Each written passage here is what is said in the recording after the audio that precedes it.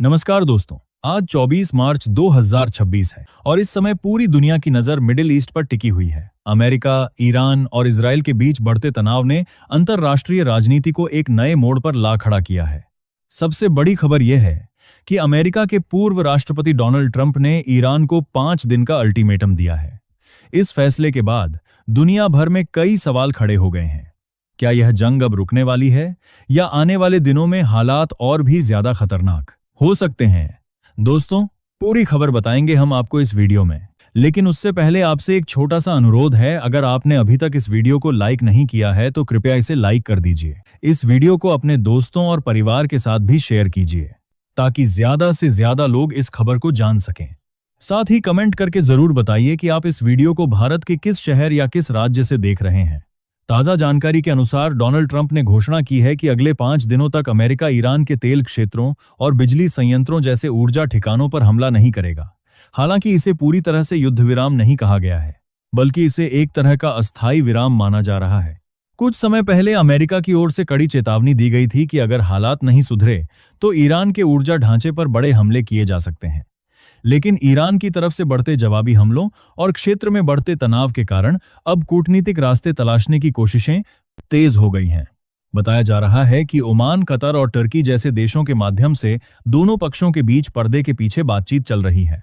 इन प्रयासों का उद्देश्य यह है कि किसी तरह युद्ध को और फैलने से रोका जा सके। ईरान की संसद से जुड़े नेताओं ने कहा है कि उनकी जनता अमेरिका के खिलाफ बेहद नाराज है और सरकार जनता की भावनाओं का सम्मान करेगी। ईरान की ओर से यह भी कहा गया कि अमेरिका के साथ किसी आधिकारिक बातचीत की खबरें सही नहीं हैं। हालांकि यह संकेत जरूर दिए गए हैं कि कूटनीतिक माध्यमों से कुछ प्रस्ताव सामने आए हैं।